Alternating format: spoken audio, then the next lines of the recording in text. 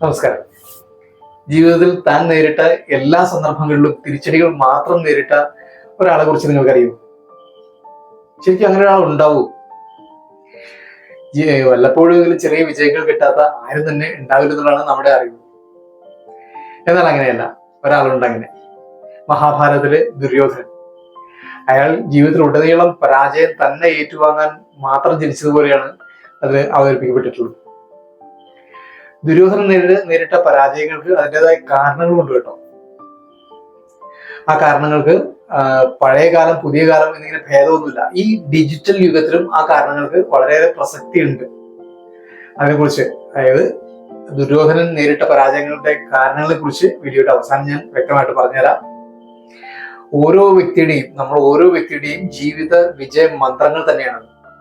അപ്പോൾ നമ്മുടെ channel subscribe ചെയ്യാതെ കാണുന്നവർ തീർച്ചയായിട്ടും ഒന്ന് സബ്സ്ക്രൈബ് ചെയ്യാൻ പ്രത്യേകം ശ്രദ്ധിക്കുക.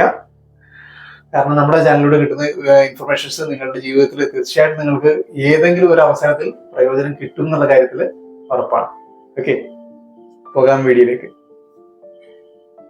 പാണ്ഡവർ അവരുടെ ചെറുപ്പകാലത്ത് ഹസ്തിനപുരിയിൽ താമസമാക്കിയ സമയം മുതൽക്ക് തന്നെ അവരോടുള്ള വിദ്വേഷവും അസൂയയും ഒക്കെ ദുര്യോധനന്റെ ഉള്ളിൽ ഉണ്ടായി വന്നിരുന്നു. പാണ്ഡവർ തമ്മിലുള്ള സ്നേഹബഹുമാനങ്ങളൊക്കെ തന്നെ അയാളെ അലോസരപ്പെടുത്തിയിരുന്നു. കൂട്ടത്തിൽ ഭീമസേനോടായിരുന്നു അയാൾക്ക് ഏറ്റവും വിദ്വേഷം ഉണ്ടായിരുന്നത്. കാരണം ഭീമന്റെ ഉയർന്ന കായിക ശേഷി ദുര്യോധനൻ ഭയപ്പെട്ടിരുന്നു എന്നത് തന്നെയാണ്. അതുകൊണ്ട് ആദ്യത്തെ കെണി ഭീമന്റെ നേരെ തന്നെയാണ് ദുര്യോധനൻ പ്രയോഗിക്കുന്നത്. അതിനായി പ്രമാണകോടിയിലേക്ക് എല്ലാവരും കൂടി ഉല്ലാസയാത്ര പോയിട്ട് അവിടെ വെച്ചിട്ട് ഭീമനെ വിഷം കൊടുത്തു കൊല്ലാൻ ശ്രമിക്കുന്നുണ്ട് ദുഷ്ടനായ ദുര്യോധനൻ. ഇതിന്റെ ഒരു ഡീറ്റെയിൽഡ് വീഡിയോ നമ്മൾ നേരത്തെ തന്നെ ചെയ്തിട്ടുണ്ട് കേട്ടോ. ഐ ബട്ടണിൽ ലിങ്ക് കൊടുത്തിട്ടുണ്ട്. ആ വീഡിയോ കൂടി ഒന്ന് കണ്ടോളൂ. അപ്പോൾ നിങ്ങൾക്ക് കാര്യങ്ങൾ കുറച്ചുകൂടി നന്നായിട്ട് മനസ്സിലാവും. താൻ നടത്തിയ ആദ്യ ചതിപ്രയോഗത്തിൽ തന്നെ ദുര്യോധനൻ പരാജിതനായി. വിഷം കലർത്തിയ ഭക്ഷണം കഴിച്ച് ബോധം നഷ്ടപ്പെട്ട ഭീമനെ ദുര്യോധനൻ ഗംഗയിൽ തള്ളിയിട്ടതിന് ശേഷം ഹസ്തിനപുരിയിലേക്ക് മടങ്ങുന്നുണ്ട്. ഗംഗയിൽ വീണ ഭീമൻ താഴ്ന്ന ഒടുവിൽ നാഗരാജ്യത്ത് എത്തിച്ചേരുന്നു. അവിടെ നാഗരാജാവായ വാസുകിയുടെ ആതിഥ്യം സ്വീകരിച്ച് അവർ നൽകിയ ദിവ്യരസായനവും കഴിച്ച് ഇരട്ടി ശക്തിയോടും തേജസ്സോടും കൂടിയാണ് ഭീമൻ മടങ്ങിയെത്തുന്നത്. ഈ ഭീമന്റെ ഗദാപ്രഹരം കൊണ്ടാണ് ഒടുവിൽ ദുര്യോധനൻ കൊല്ലപ്പെടുന്നത്. അത് കഴിഞ്ഞ് പിന്നീടൊരിക്കൽ വാരണാവതത്തിലെ പശുപതി ഉത്സവത്തിൽ പങ്കെടുത്തു വരാനായി പാണ്ഡവരെ പറഞ്ഞയക്കുന്നുണ്ട്. ഇവിടെയും ദുര്യോധനന്റെ കുടില ബുദ്ധിയാണ് പ്രവർത്തിച്ചത്. ഈ വാരണാവതത്തിൽ വച്ചാണ് അരക്കില്ലം എന്നണക്ക് എളുപ്പം തീപിടിക്കുന്ന വസ്തുക്കൾ കൊണ്ട് ഒരു മന്ദിരം നിർമ്മിച്ച് പാണ്ഡവരെ തീ കൊളുത്തി കൊലപ്പെടുത്താൻ ശ്രമം നടത്തുന്നത്. അതിവിദഗ്ധമായിട്ടാണ് ആസൂത്രണം ചെയ്തതെങ്കിലും അതിലും ദുര്യോധനൻ പരാജയപ്പെട്ടു. വിതുരയച്ച സഹായിയുടെ ശ്രമത്താൽ പാണ്ഡവർ ഈ ചതിയിൽ നിന്നും വളരെ വിദഗ്ധമായിട്ട് രക്ഷപ്പെട്ടു. ഏറ്റവും ഒടുവിൽ കുരുക്ഷേത്ര ഭൂമിയിൽ ഗതക്കടിയേറ്റ് ആർത്തനായി വീഴുന്നതിന് മുൻപ് അതിനേക്കാൾ നാണം കെട്ട തോൽവി ഏറ്റുവാങ്ങേണ്ടി വരുന്നുണ്ട് ദുര്യോധനൻ. അതിങ്ങനെയാണ്.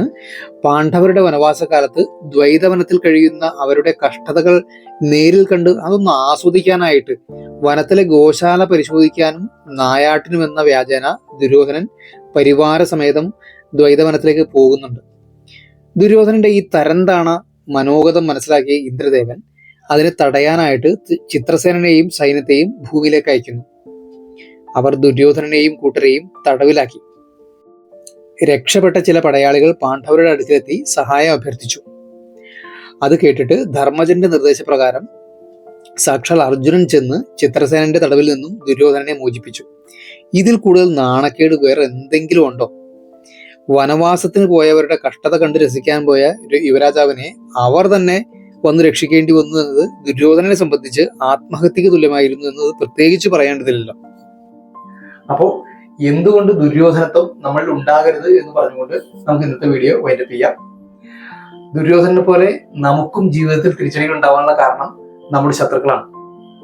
ശരിക്കും നമ്മുടെ ശത്രുക്കൾ ആരാണ്? അതൊരിക്കലും പുറത്തു നിന്നുള്ളവരല്ല. നമ്മുടെ ഉള്ളിൽ തന്നെയുള്ള കാമം, ക്രോധം, ലോഭം, മോഹം, മതം, മാത്സര്യം. ഈ 6 ശത്രുക്കളാണ് നമ്മളെ കൊണ്ട് തെറ്റായ തീരുമാനങ്ങൾ എടുപ്പിക്കുന്നതും തെറ്റായ പ്രവൃത്തികൾ ചെയ്യിച്ച് ഏറ്റവും കൂടുതൽ പരാജയത്തിലേക്ക് കൊണ്ടുചെന്നെത്തിക്കുന്നത്. ഇക്കാര്യം ഏറ്റവും എളുപ്പത്തിൽ മനസ്സിലാക്കാനായിട്ട് ഒരു കാര്യം കൂടി പറഞ്ഞുതരാം. നമ്മൾ ക്ഷേത്രങ്ങളിലൊക്കെ പോയിട്ട് ശത്രുസംഹാര പുഷ്പാഞ്ജലി നടത്താറില്ലേ? ശരിക്കും എന്തിനു വേണ്ടിയിട്ടത്? നമ്മുടെ ചുറ്റുപാടുള്ള ശത്രുക്കളെയൊക്കെ സംഹരിക്കാൻ വേണ്ടിയിട്ടാ? ഒരിക്കലും അല്ല. ഞാൻ നേരത്തെ പറഞ്ഞ പോലെ നമ്മുടെ ഉള്ളിൽ തന്നെയുള്ള ഷഡ്വൈരികളെ ഇല്ലാതെയാക്കിയിട്ട് ഉള്ളിൽ പോസിറ്റീവ് എനർജി നിറയ്ക്കാൻ വേണ്ടിയിട്ടാണ് അത് ചെയ്യുക. ഇങ്ങനെ പോസിറ്റീവ് എനർജിയുള്ള മനസ്സോടുകൂടി നമ്മൾ നിന്നാൽ മാത്രമാണ് അർപ്പണ ബുദ്ധിയോടുകൂടി നമ്മുടെ പ്രവൃത്തികൾ ചെയ്യാൻ പറ്റുള്ളൂ.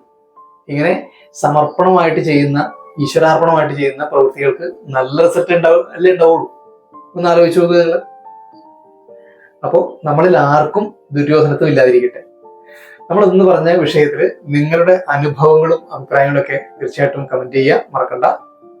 വരുന്ന വീഡിയോകൾ നമുക്ക് കണ്ടുകൊണ്ടേയിരിക്കാം. മഹാഭാരത കേട്ടുകൊണ്ടേയിരിക്കാം. നമസ്കാരം.